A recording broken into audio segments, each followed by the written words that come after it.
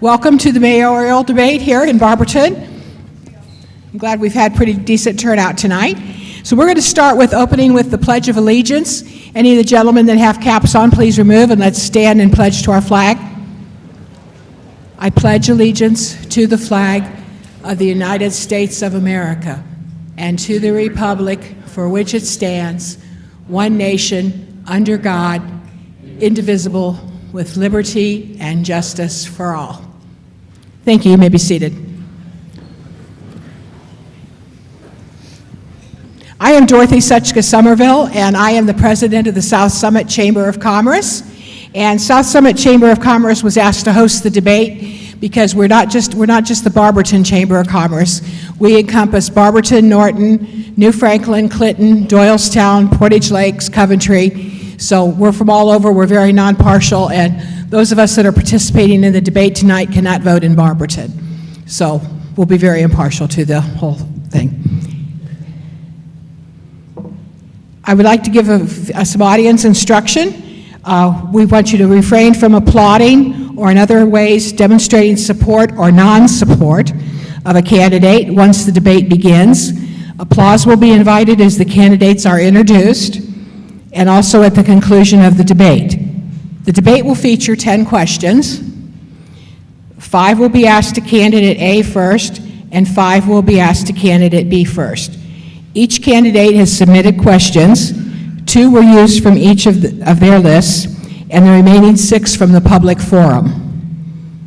The speaking order was decided by a coin toss prior to start, and Megan Eberhardt will be going first. And I'd like to introduce our moderator to you, Eric McCoy. He is a South Summit Chamber of Commerce board member and owns People Check in Barberton. Eric, you want to begin? Thank you. Hi, thank you everybody for your attendance and participation tonight. What a great event that we can all be involved to partake in this event, to hear what the candidates have to say and to be able to get their messages out. So thank you very much for being here. As Dorothy indicated, I am a proud board member of the South Summit Chamber of Commerce, also owner of People Check Services here in Barberton. Tonight, I want to make certain that we just go back over again, as Dorothy said, keep the applause down. At the end, we'll make certain that we offer the applause as appropriate. But without further ado, we're going to go ahead and begin with introductions. So we're going to go ahead and begin with candidate A, candidate Miss Megan Eberhardt. She's going to give a quick 3-minute introduction of herself. Please take it away. Good evening. Can everybody hear me? Thank you to Rhonda and to Dorothy and Eric and the rest of the board members of the South Summit Chamber for hosting it this evening. It's important that our community is educated as there's choices this November. I'm going to share a little bit about myself and where I would like to take this community. So I have over 20 years of leadership experience in community and economic development. Professionally, I've worked for the state of Ohio in the Governor's Regional Economic Development Office. I've worked for the Greater Akron Chamber and the Twinsburg Chamber of Commerce, just to name a few. During that time, I've done everything from working with business to come to the area, to grow, to lobbying and advocating at city halls, the State House, and the White House, actually, to bring resources and programs back to this region. I've also had the privilege and honor of serving on the school board as an elected member for the past 12 years. 4 of those I was in leadership. So what am I looking to bring this November? And that's leadership to renew the magic. And how is that going to be? I have a vision for this community to be a premier destination to live, work, and play. I strongly and firmly believe that we need to bring Magic Pride back to all corners of town, and that not one part of town is any more important than another. And I'm going to accomplish this with 3 priorities. The first is restoring common sense government, addressing some of our foundational services in this community, whether it be infrastructure with roads or streets, or our community in its perception of vacant property and property maintenance. The second is going to be creating blueprints for the future. Our master plan for our community hasn't been updated in 17 years. We need to have a roadmap for investment, for priorities of our citizens. We also need to take into consideration with that our park system and attracting and retaining young families for the growth of our community and its long-term sustainability. Finally, I look to support public safety and ensuring that they have the resources they need to provide safety for us. 23 years ago, I married my husband Mike down at Lake Anna, and we raised 3 kids in this community that have attended Barberton City Schools. And I'm providing a choice this fall, and I look forward to sharing more this evening about that choice. Thank you. Thank you. Next, we have Mayor William Judge. Good evening. Thank you to the South Summit Chamber for holding this, and thank you to the Barberton City Schools for hosting tonight. My name is William Judge. I've been your mayor for the last 11 and a half years. Prior to that, I was on City Council for 8 years. At that time, I was also working for an investment firm in Cleveland, and then after that, the County of Summit, working their finance and budget office. This is a crucial point in the history of the City of Barberton. We can continue with the momentum and the great things that are happening, or not. Barberton is a destination place. In speaking to residents and businesses throughout town, they are impressed with the reinvestment that we have made into our infrastructure in our community. They are excited about the growth throughout the community and in downtown. And they look forward to the next phase of my administration. We have had exposure just this year in articles in regional publications like Crane's Business Magazine, highlighted at the Ohio Economic Development Association's annual conference. We are in an all-America city. We are a Purple Heart community. As Barbertonians, we know it hasn't always been easy. We've weathered horrific storms over the years. Through fiscal responsibility and prudence, we are prepared to weather the next storm. And we know it's going to happen. There's always ebbs and flows, right? We know it's going to happen. There's going to be a downturn in the economy, a recession, something that's going to negatively impact or threaten our local economy. We are more prepared now to handle that than ever before. At the end of the day, it's not about politics. It's about community. It's about neighborhoods. It's about people. It's about you. I respectfully ask for your support and your vote on November 7th. Thank you. Thank you. And thank you very much to both candidates for that lovely introduction. So we are going to go ahead now and begin our debate and question segment tonight. Just as a reminder, we have the total of 10 questions. These are random questions. Some of them have been presented by the candidates and some throughout the community as well. Candidate A, Ms. Eberhardt, she will have an opportunity to answer questions, 2 minutes, and then Mr. Judge will have 2 minutes rebuttal time as well. Would we like to get going? Sure. Ms. Eberhardt, Mr. Judge? Perfect. Okay, question number 1. I ask that you guys listen very carefully to the questions so we can appropriately answer these. To assure residents are doing their part to keep the city looking welcoming and following city ordinances, what measures and steps will you take to enforce housing property codes while offering the same standard to the property owners of the inhabitable buildings rentals in the downtown and surrounding areas? Sorry. You have 2 minutes. So this is one concern that I've been hearing a lot from the citizens in the community is the condition of our properties, no matter who the owner is. And we need to look at why are the properties the way they are. I'm a firm believer that we have to take a carrot and a stick approach, and we don't need to sit and penalize somebody. Somehow that property has become the way it has been. And what are we going to do as a community to gather our resources and address the problem in a proactive, positive way? Working together and with our council in the neighborhoods on a daily basis is important.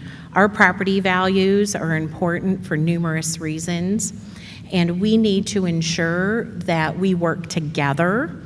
It is concerning, though, recently our building and housing department here in the city has lost there's been a resignation of 3 employees in the past 2 weeks. And so, how is this community going to move on and ensure that we are working collaboratively together in addressing those needs at the grassroots neighborhood level without some employee support at City Hall? Thank you. And Mr. Judge, you have 2 minutes rebuttal time. Thank you. Everyone has a responsibility to keep their properties up. We work with the residents and the business owners to accomplish this. More needs to be done. We need to work with our city council members so we know which areas need the most help within their wards. We need to, on an annual basis, and we're in the process of doing this, creating programs to assist residents. Every year it's going to change a little bit. For example, we have a paint rebate program. It's used fairly well, but there's other needs out there. So creating additional programs to assist people. Working with our school system, working with the churches, working with the nonprofits. Some people may not have, they may have the means, but maybe they're not physically able to take care of their property. So can we work with the nonprofits, the schools, the churches in the area to accomplish some of these things? It's getting back to our neighborhoods, the strength of our community. It's neighbors being neighbors. So we need to foster that growth, and it starts with us, and it starts with everyone that's within the neighborhoods, whether that's the city council member, whether those are the nonprofits. It's all of us working together. I'm very proud that we were able to bring all the nonprofits in Barberton together and to meet on a monthly basis to talk about things that are going on. So we need to have action and move forward to help our residents. Thank you. Okay, we're going to move on to question number 2. This is going to be for Mr. Judge. Mr. Judge, while we have seen a shift in the workforce over the past 10 years, there has been an aggressive increase in overtime payout to city workers. What do you feel is leading to this increase, and how will you minimize this to assure city residents are not paying for mismanaged time or projects? We have, as a city, we have a legal obligation to provide certain services. If people are making up with overtime, if they're incurring overtime, it's to get the services done. It is difficult these days to find employees. Ask anyone who's a senior member of our police department, fire department, any of the departments. When they took the test, there were hundreds of people taking those tests. Now you may have 10, 15. And when you go through the process, there may not be as many as you thought there would be. And we want to have quality candidates. One thing that we've done starting last year was to work with the schools on a municipal program, getting the kids here involved with the city so they know what the building department does, they know what the water treatment plant does, they know what it takes to get a license in the wastewater treatment plant. We come in and we talk to the students. They come out and they look at the department. What happens at the street department? What do I need to do to get that type of job? What type of math do I need to be working in the water treatment plant? Now there's an extra pathway for our students to have and look at municipal jobs. And I think that's very key, kind of on the same mantra of the schools here, grow your own. And there's a lot of pride with this program. We're moving forward with this and we're getting great results. Thank you. Ms. Eberhardt, you have 2 minutes rebuttal time. Citizens deserve transparency and knowing what that overtime is. So just to give some reference, the overtime over the last years has grown over 111%, from a little over $600,000 to over $1.4 million.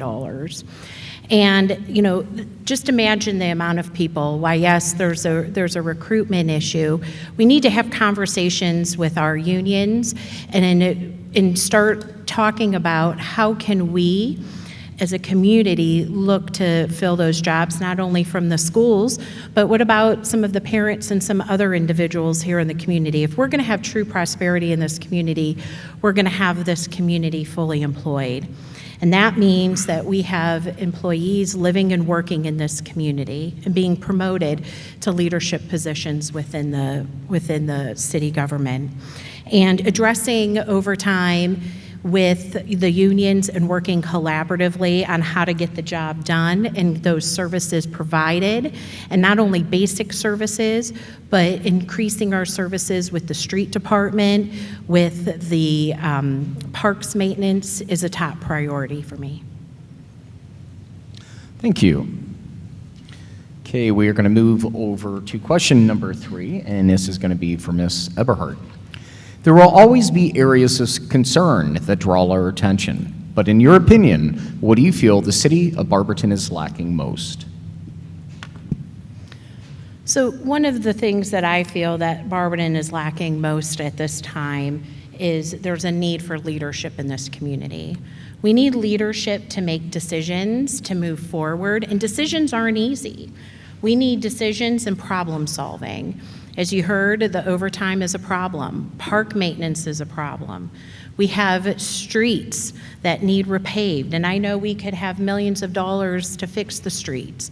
But when our government is buying equipment that doesn't fit the equipment that we have, and then you conversely have to pay overtime to get the streets done because we bought a piece of equipment and then had to rent another piece this summer, isn't smart government and leadership. And we need to have leadership to make decisions and to solve problems. I'll give you an example.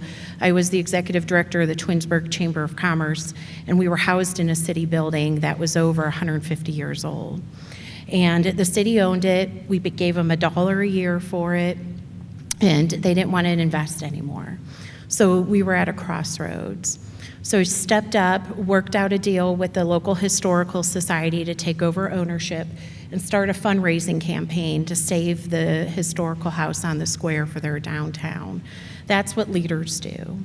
And I'm proud to provide that type of leadership, not only in my professional job, but with the schools. Thank you. Mr. Judge, you have 2-minute rebuttal time. Something that I believe that the city is lacking here, but we're working on this, is jobs, livable wage jobs. And we're continuing to work on this. I'm very proud of the momentum that we have and the businesses and the diversity of businesses that we have here in the community. If people are working in livable wage jobs, then they're buying homes. They're able to fix their homes up. They're spending money in the community, and that rotation of $1 can be felt 7 to 9 times throughout the community. Making sure that the workforce is there, making sure that our students are well prepared for the next step, making sure that they are, grow your own. So when they finish high school, that there is a pathway and that they feel comfortable staying in Barberton and wanting to stay in Barberton, buy a house, raise a family, and live here. That invokes pride. That invokes pride in the community and pride in themselves, pride in the neighborhoods.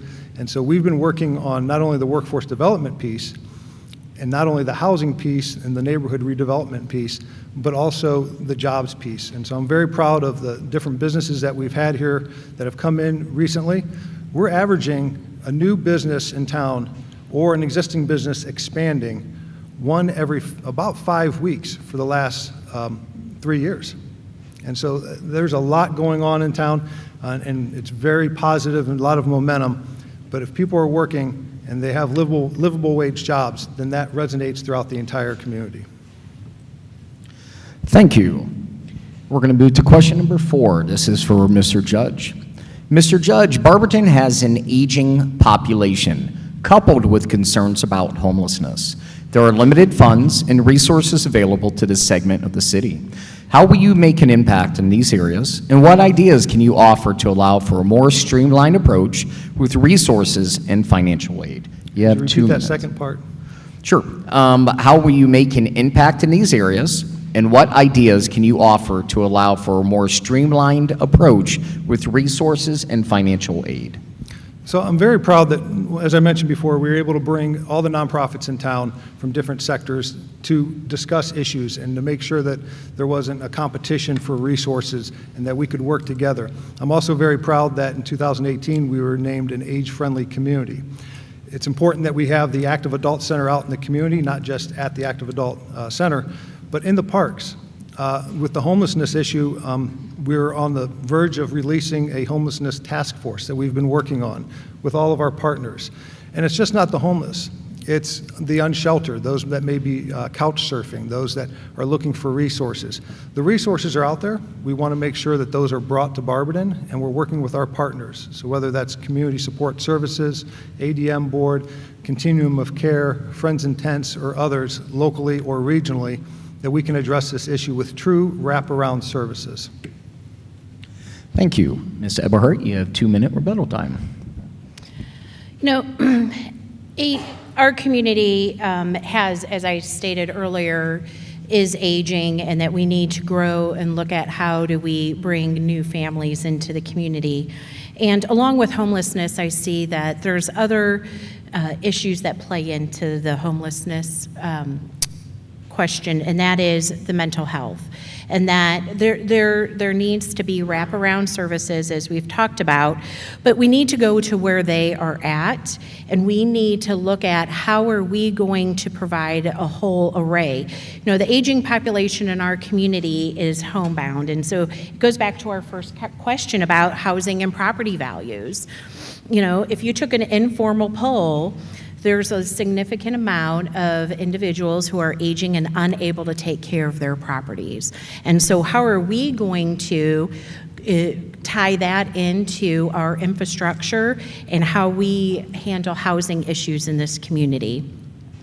And we got to work with our court system. You know, unfortunately, the court system plays a role in individuals who are victims, aging population that are victims of crime, and the homeless because of the mental health. And so, you know, it's just not working with the nonprofit sector, and it's not going to be solved at the local level. And we need to collaborate with the county, with the state, and our federal elected officials to ensure that we have resources and a point of contact in the community. We talk about streamlining.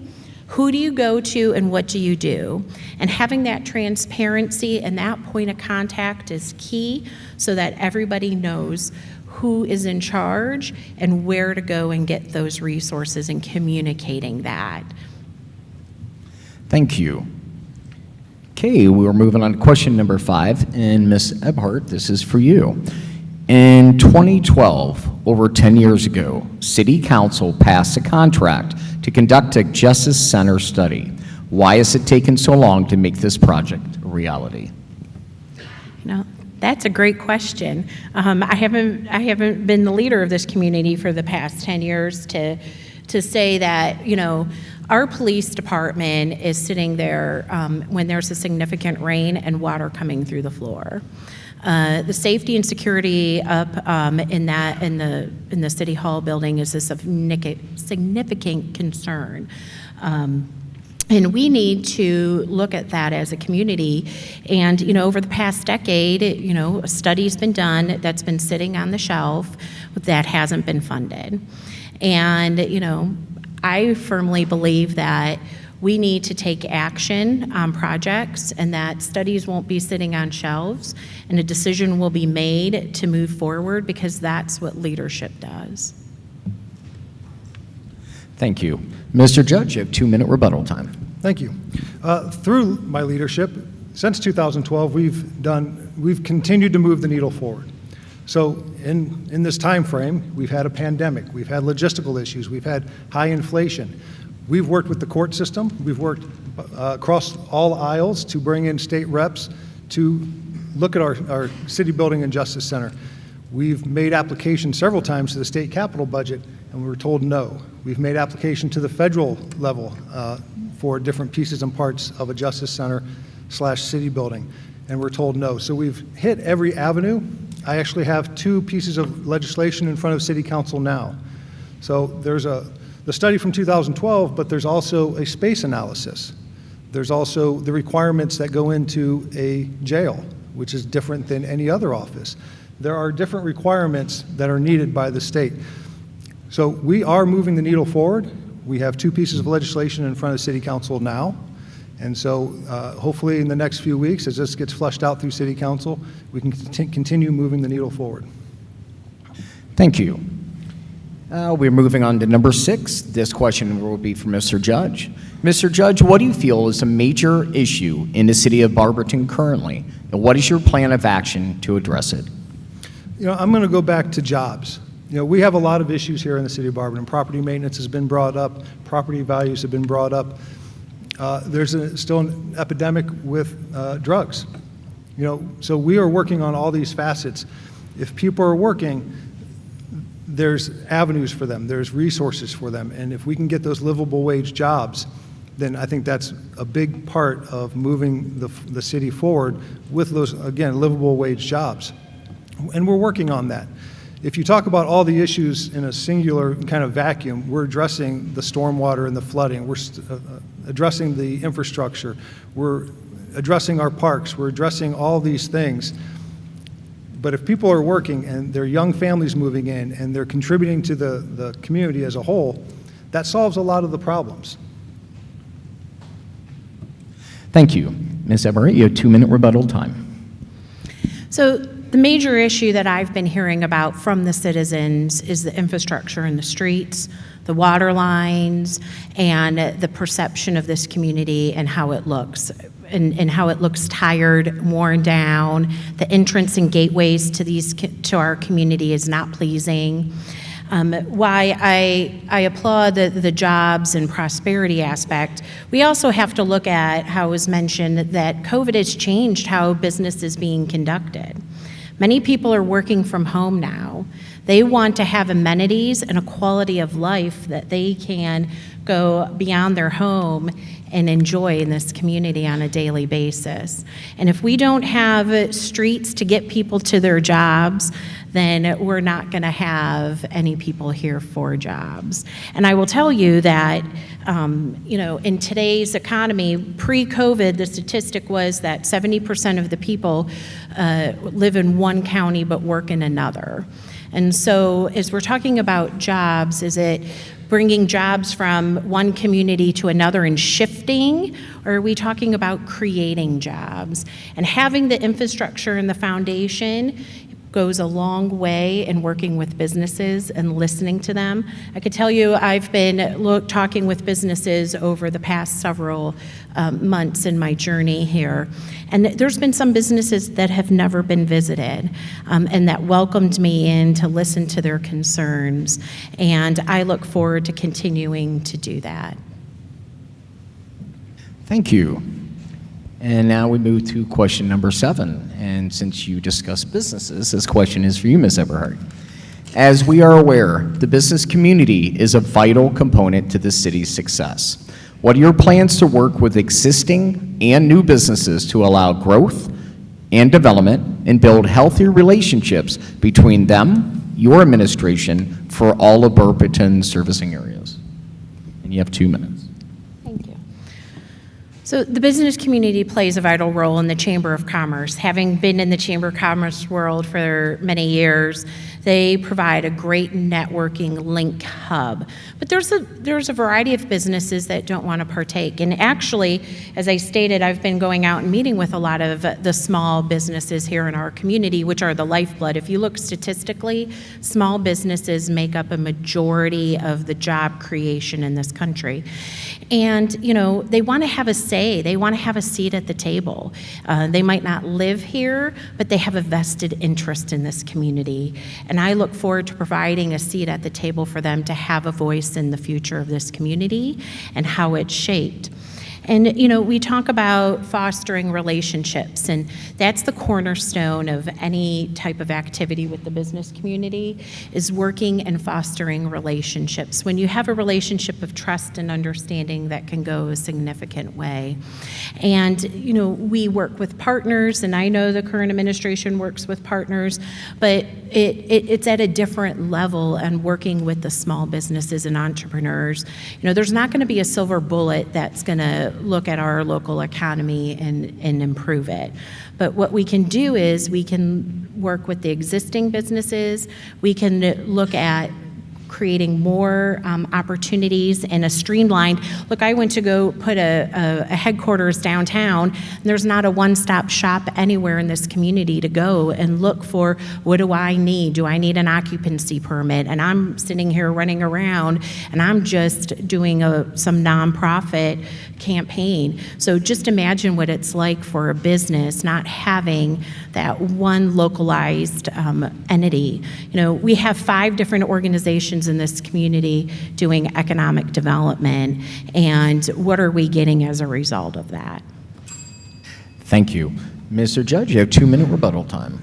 Thank you. I'm very proud of the business visits that we've been conducting over the last few years, 7 years or so, really focusing on every industry, every line of business, whether it's a small sole proprietor up to a national company or a publicly traded company. And we've built those relationships. We've helped out the businesses, whether it's a logistical issue, it's something dealing with their infrastructure, maybe it's a road closure they need to have to bring shipments in of product or inventory. It's writing letters of support, sometimes something as small as that, to the state of Ohio. It's getting training dollars to the state of Ohio. So I'm very proud of that. I'm proud that we were able to get Main Street up and running this year, and that will really help bring the business community in downtown together. We have a great relationship with Jobs Ohio and Team NEO, and we're on their radar, and we're working really hard with them on the Newell Street site and the redevelopment of that. Working with the Barberton Community Foundation, the Barberton Community Development Corporation, Summit County. With that Newell Street site, we just got a Transportation Improvement District grant of $350,000 to improve that site. We're working with Akron SCORE to direct entrepreneurs to Akron SCORE, which is a free service to help them out with their businesses. We have a great strategic growth plan, and what all this results in is averaging every 5 weeks, about every 5 weeks, a new business is opening up or an existing business expanding here in town. And they're choosing to do that for a reason here in Barberton. Thank you. Moving on to question number 8. This would be from Mr. Judge. Mr. Judge, having outdoor resources for the community is in fact important. Recently, funds were allocated towards the new skate park, while other park locations appear to be neglected. Do you feel this park is a priority over the other locations? And what actions are being implemented to assure residents can enjoy all city parks safely and the locations are being equally maintained? You have 2 minutes. Thank you. So our city parks are vital to our community, and if you're from Barberton, you know that these are true neighborhood parks, and some of them don't even have parking lots. All the neighborhood kids. And so the plan is to, not only with the skate park, you can't drive down a street or go down a street without seeing improvements throughout the community, and our parks are no different. So whether it's the skate plaza, which is an all-inclusive skate plaza, whether it's new restrooms, it's pickleball, it's new basketball courts, it's new play equipment. We're revitalizing our parks with upgrading of the current amenities, adding new amenities, and I want to make the parks inclusive of everybody, not just for children. So getting better programming in the parks, making use of the parks for everybody in the community, not just children. Very proud of the work that we've been doing, but there's a lot more work that has to be done. And so we're moving forward with that. And you know, it's working with Habitat for Humanity just the other week down at College Park, which is going to go through some major renovations here, unfortunately due to some arson from the other year. But it's very important that we make use of our parks. We have 16 of them. With Lake Anna particularly, we applied for some federal funding, and our Congresswoman Amelia Sykes has pushed through $2 million for the renovation and upgrade of Lake Anna Park, and so we're just kind of waiting for it to go through the process. It's not a done deal yet, but that's one example of how we're trying to be inclusive of all the parks throughout the community and make them usable for everybody. Thank you. Ms. Eberhard, you have 2-minute rebuttal time. So parks are driven by citizen usage. And when was the last time our community was asked, what do you want in your parks? I firmly and wholeheartedly believe that citizens in those neighborhoods that surround those parks should have input what they want in their parks. and that we should be working with our council representatives in those areas to understand the needs for investment. We don't have a strategic plan for the parks. These things are done at the whim of what is trending right now. And, you know, as we talk about $2 million upgrade in Lake Anna, and I'm not disputing that Lake Anna is our greatest park and one of our biggest assets, but when I'm continuously hearing from citizens that we need streets and we need to support our public safety, you know, $1 million for a new visitor center from the federal government, your tax dollars at Lake Anna, I could think of some other things on the Congresswoman's list when you look at other communities that are being invested in. Other communities are asking for support of their public safety, for support of infrastructure and water lines, and we're asking for $1 million to put a new visitor center at Lake Anna Park when we have so many other needs in this community.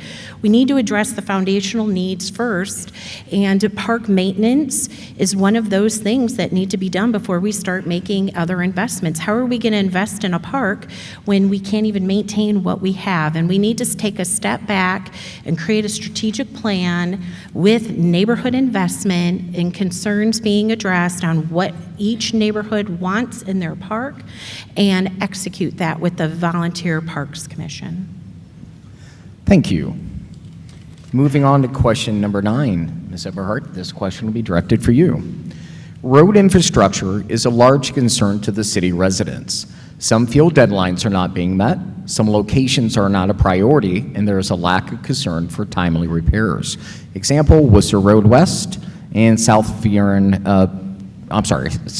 Buren Avenue.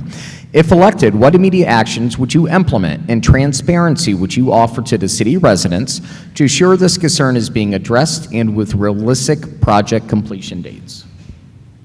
You have 2 minutes.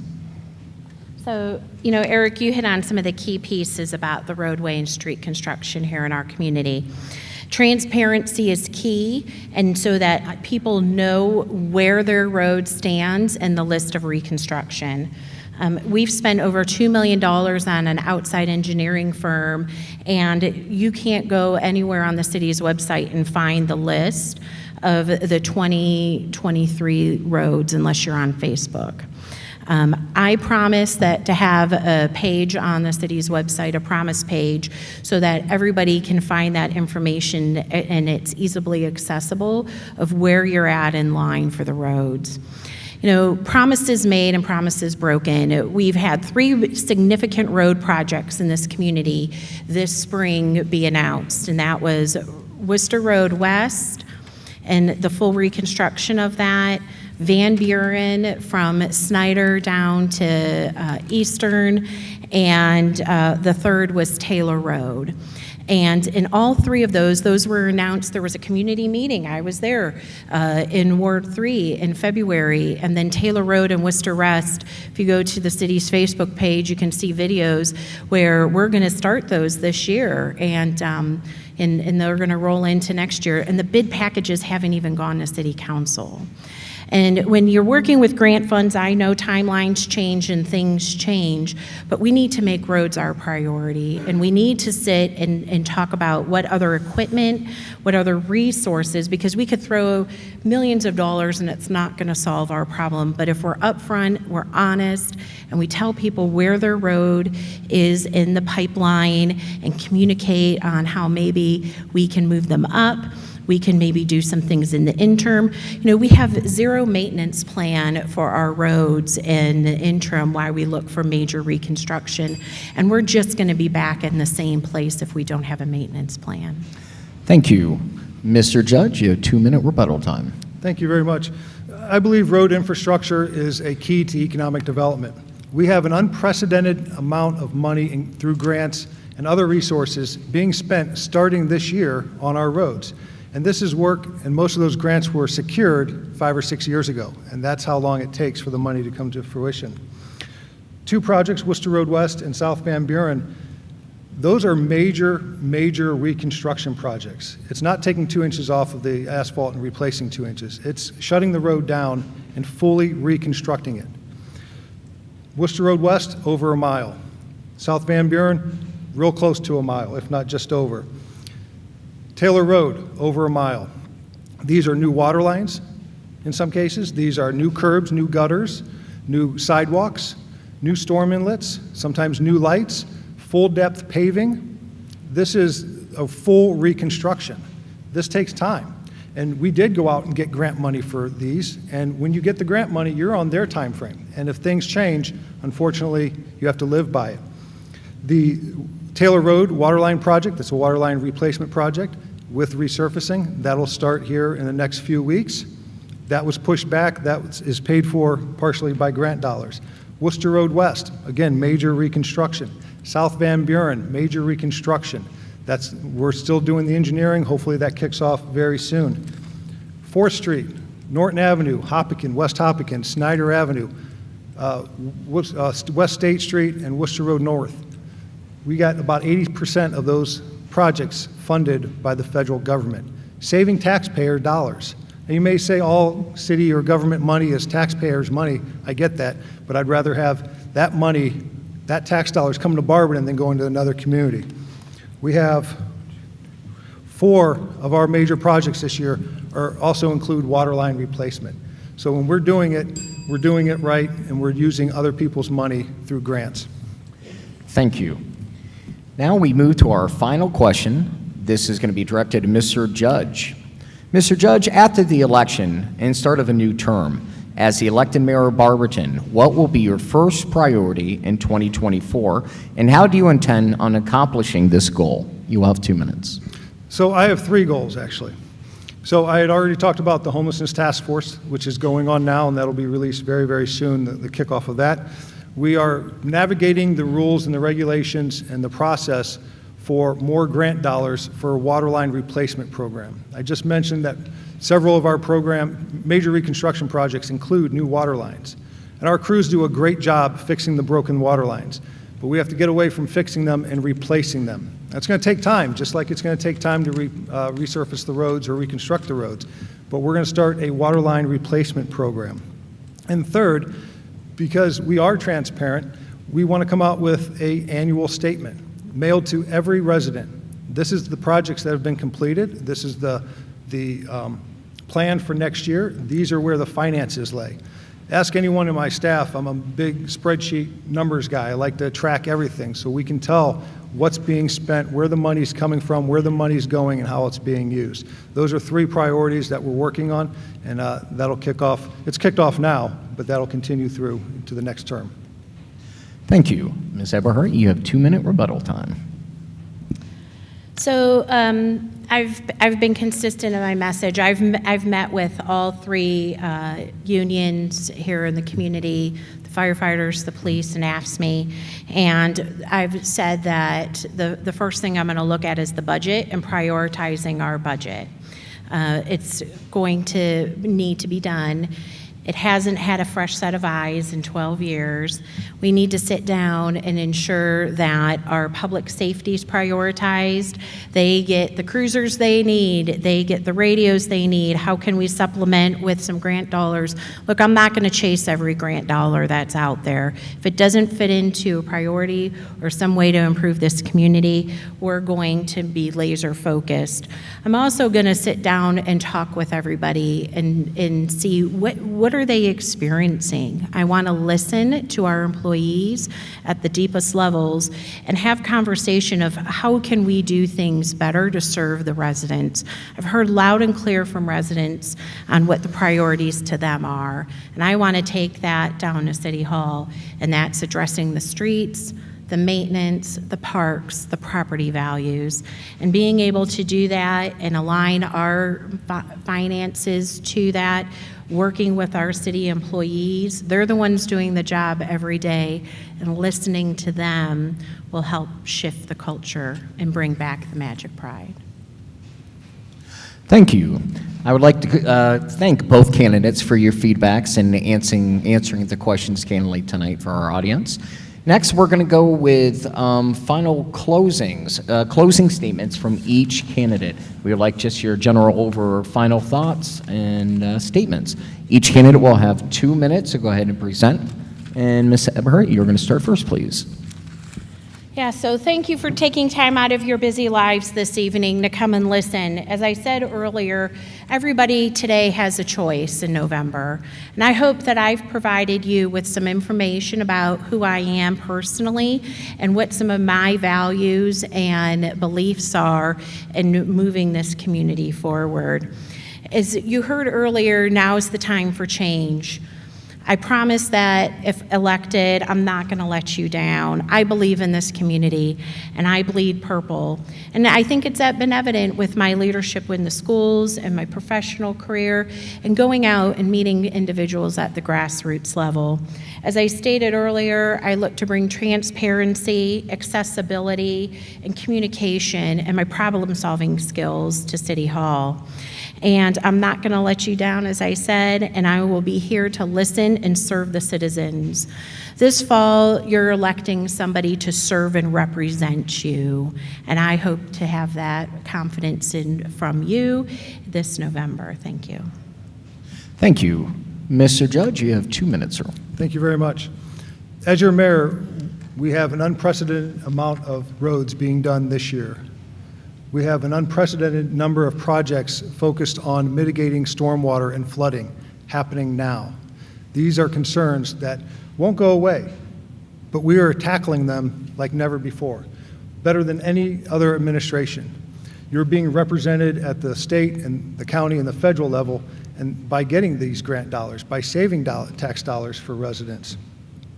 It's important to me that we focus on these things. And I can show that since we've been focusing on them, we're getting new residents, new housing developments, we're getting new jobs, we're getting entrepreneurs, we're getting large corporations, and the ones that are here are expanding with new jobs. It's happening. We can continue with the momentum and the positive things that are going on. Again, it's not about politics. It's about community. It's about neighborhoods. It's about people. It's about you. You do have a choice. Let's continue the motion forward, the momentum, and the great things that are going. I ask for your support and your vote November 7th. Thank you very much. Thank you. I'd like to thank both candidates again for their final statements, and I would like to invite the audience to please assist me in giving both of these candidates a round of applause for a job well done this evening.